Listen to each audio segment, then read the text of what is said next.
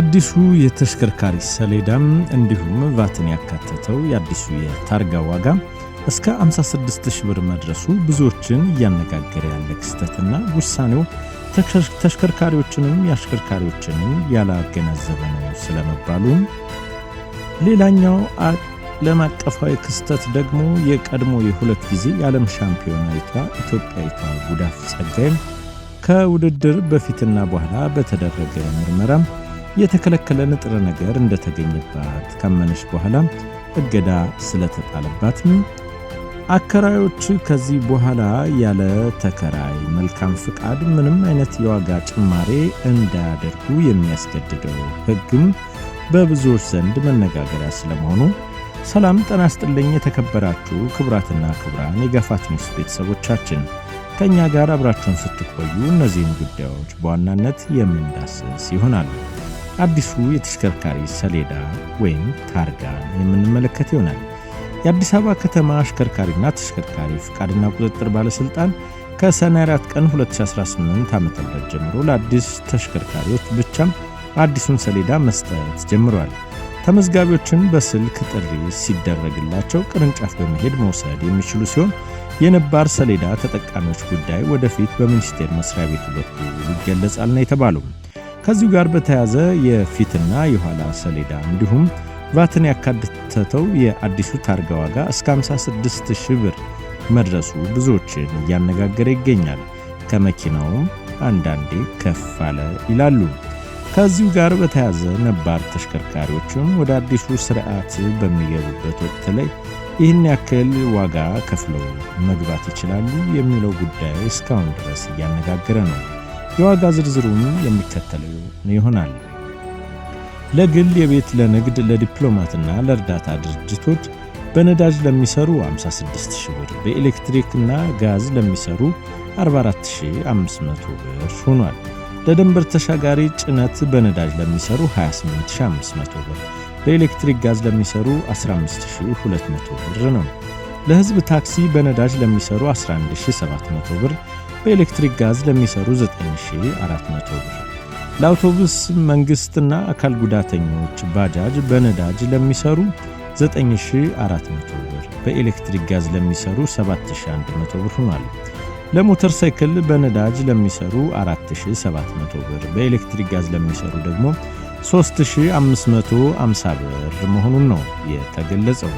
ከዚሁ ጋር በተያያዘ ብዙዎች ቅሬታቸውን እያሰሙ ሲሆን የዚህን ዋጋ በተመለከተ ብዙዎቹም ሐሳባቸውን ለጋፋት ኒውስ አድርሰዋል። ይህንኑ በተመለከተ እኛም በቀጣይ ዘገባ የግለሰቦችን ሐሳብ ይዘን የምንቀርብ ይሆናል።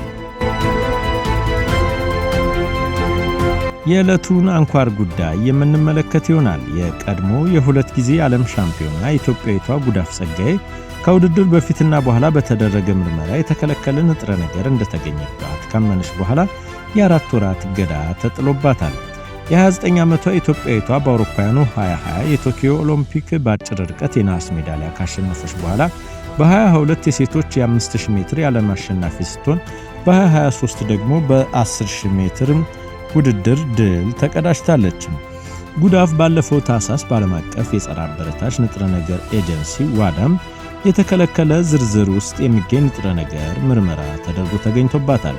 በጉዳፍ ውስጥ ተገኝቷል የተባለው መድኃኒት በሰውነት ውስጥ የኢስትሮጂን ንጥረ ነገርን መጠንን ለመቀነስ የሚረዳና የጡት ካንሰርንም ለማከም ይውላል። ጉዳፍ በጥር ወር መጨረሻ ላይ በአትሌቲክስ የምርመራ ውጤት ከተገለጸላት ከአንድ ቀን በኋላ ያጋጠማት የጤና እክል ለማከም መድኃኒቱ እንደታዘዘላት በመግለጽና ደጋፊ የሕክምና ሰነዶችና ማስረጃዎችን አቅርባለች። በየካቲት ወር ጉዳፍ ለዓለም የአትሌቲክስ ፌዴሬሽን መድኃኒቱን እንድትጠቀም እንዲፈቀድላት ማመልከቻ አቅርባም ነበረ። ይህም በኋላ ላይ ሕክምናዋ የአበረታች መድኃኒት ተቆጣጣሪ አካል ዓለም አቀፍ መስፈርቶችን ማሟላቱን አረጋግጦ ነበረ። ነገር ግን የመድኃኒት አጠቃቀም በልዩ ሁኔታ ወደ ኋላ ተመልሶ ፍቃድ እንዲያገኝ ያቀረበችው ጥያቄ በተቆጣጣሪው አካልም ውድቅ ተደርጓል። የአትሌቲክስ ስፖርት ታማኒነት የሚከታተለው ኤኤዩም በመግለጫውም እንዳመላከተው አትሌቷ ምንም አይነት ጥፋት ወይም ቸልተኝነት አለመፈጸሟን በመገንዘብ በደንቡ መሰረት የተጣለባት የ4 ወር እገዳ ተገቢ እንደሆነ ይቆጠራል ብሏል። የቅጣት ጊዜው ርዝመትም የሚመሰረተው የጉዳት ጥፋተኝነት ደረጃ ጥፋቱን ወዲያውኑ በመቀበሏ ቀደም ብላ ለሚመለከተው አካል ስለ መድኃኒቱ አሳውቃ ቢሆንም ኑሮም ሊፈቀድላት የሚችልበት እድል መኖሩ ከግምት ውስጥ ገብቶ ነው። በታዋቂዋ ኢትዮጵያዊቷ የረጅም ርቀት አትሌት ጉዳፍ ጸጋይ ላይ የተጣለው የውድድር እገዳ ከሰኔ እስከ ቀጣዩ ዓመት መስከረም ማብቂያ ድረስ የሚቆይ ይሆናል። አከራይና ተከራይ። አከራዮች በራሳቸው ፍላጎት ብቻ የቤት ኪራይን ዋጋ መጨመር እንደማይችሉ የአዲስ አበባ ቤቶችና ልማት አስተዳደር ቢሮ አስታውቋል። የአከራይና ተከራይ ግንኙነት በቴክኖሎጂ ለማዘመንና በዘርፉ የሚታዩ አለመግባባቶችን በዘላቂነት ለመፍታት በተጀመረው የዲጂታል ምዝገባ ሂደት እስካሁን ወደ 500 ሺህ የሚጠጉ ቤቶች ወደ ሲስተም መግባታቸውን የአዲስ አበባ ከተማ ቤቶች ልማትና አስተዳደር ቢሮ አስታውቋል። የቢሮ ኃላፊ ቅድስት ወልደ ጊዮርጊስ ከኤኤምኤን ጋር ባደረጉት ቆይታ እንደገለጹት ይህ አዲሱ አሰራር በቤት ኪራይ ዋጋ ላይ ያለአግባብና ያለምንም ምክንያት መነሻ ማድረግ የነበረውን ያልተገባ ጭማሪ ሙሉ በሙሉ ያስቀራል ነው ያሉት። ወደ ዲጂታል ቋቱ የገቡት እነዚህ የኪራይ ቤቶች በየትኛውም ክፍለ ከተማ ወረዳ አልፎም ተርፎም በየትኛውም ብሎክ ላይ እንደሚገኙ ሙሉ መረጃዎች በግልጽ የሚታወቅበት ደረጃ ላይ ተደርሷል ነው ያሉት። ይህም አከራዮች ቤታቸውን ስለማከራየታቸው መረጃ የመደበቅ ዕድል እንዳይኖራቸው የሚያደርግ መሆኑን ኃላፊዋ አብራርተዋል። በአዲሱ አሰራር መሰረት አከራዮች በራሳቸው ፍላጎት ተነሳሽነት ብቻ የቤት ኪራይ ዋጋ መጨመርም አይችሉም። መንግስት በየዓመቱ አንድ ጊዜም የከተማዋን ተጨባጭ ሁኔታ ያገናዘበ የገበያ ጥናት ካካሄደ በኋላ የገበያ እድገት መኖሩን ሲያረጋግጥ በየዓመቱ ሰኔ 30 ላይ በሚያወጣው ይፋዊ መግለጫ መሰረት ዋጋ ጭማሪውን በፐርሰንት ወይም በመቶኛም ይወስናል። ኃላፊዋ ለአብነት ሲያስረዱም የአንድ ቤት ኪራይ 1000 ብር ቢሆን አከራዩ በራሱ ፍቃድ ዋጋውን ማሳደግ አይችልም። በመንግስት ውሳኔ መሰረት የሚፈቀደው ጭማሪ 10 በመቶ ወይም 100 ብር ብቻ ከሆነ ዋጋው ላይ ወደ 1000 ብር ማሳደግ የሚችለው በዚያው ህጋዊ አሰራር መሰረት ብቻ ነው።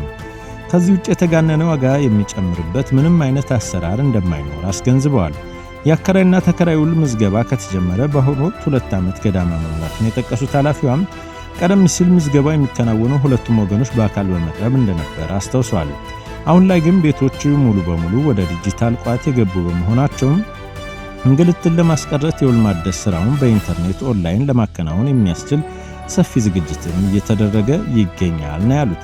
በዚህም መሰረት አከራይና ተከራይ ዋጋ ሳይጨመርበት ባለው የውል ስምምነት መቀጠል ከፈለጉ ውላቸውን በኦንላይን በቀላሉ ማደስ ይችላሉ። የውል ጊዜው ማብቃቱን ምክንያት ብቻ አከራዮች ተከራዩን አስወጥተው ሌላ ሰው ለማስገባት ቢሞክሩ እንኳን ዋጋ ጨምረው ማከራየት የማይችሉ በመሆኑ ተከራዮች የተጋነነ የዋጋ ጭማሪ ይደረግብኛል በሚል ስጋት ሊገቡ እንደማይገባ ኃላፊዋ ተናግረዋል። በአሁኑ ወቅት የገበያ ጥናት ስራውን በንቃት እየተከናወነ እንደሚገኝ የመጨረሻው ውጤትም እንደደረሰም ይፋዊ መመሪያዎችን በተከታታይ ተግባራዊ መደረጋቸውን እንደሚቀጥሉ ነው ያስረዱት።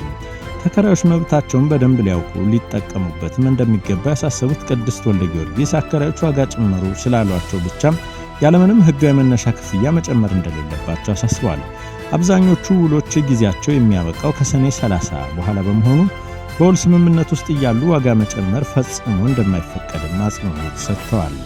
በአጠቃላይ በየ2 ዓመቱ የኪራይ ውልን በተገቢው መንገድ ማደስ ግዴታ ሲሆን አከራዮቹም መብትና ግዴታቸውን ለይተው ማወቅ ህጋዊ አሰራሩን እንዲያከብሩም ጥሪ ቀርቧል። መንግስት በአከራይና ተከራይ መካከል ያለውን ዘላቂ ችግር ለመቅረፍ የጀመረውን የአሰራርና የቴክኖሎጂ ማሻሻል አጠናክሮ እንደሚቀጥልበት ተገልጿል። ከዚሁ ጋር በተያያዘም በራሳቸው ፍላጎት ብቻ ቤት ኪራይን መጨመርም አይችሉም ሲሉ ነው የተናገሩት። ክቡራትና ክቡራን የጋፋት ኒውስ ቤተሰቦቻችን ስላዳመጣችሁን እናመሰግናለን። የዩቲዩብ ቻናላችንን ሰብስክራይብ፣ ኮሜንት እና ላይክ ያድርጉ። በተነሱት ጉዳዮች ላይ ደግሞ ሐሳብ አስተያየታችሁን በመልእክት ገጹ ላይ ያስፍሩ። በድጋሚ ስላዳመጣችሁ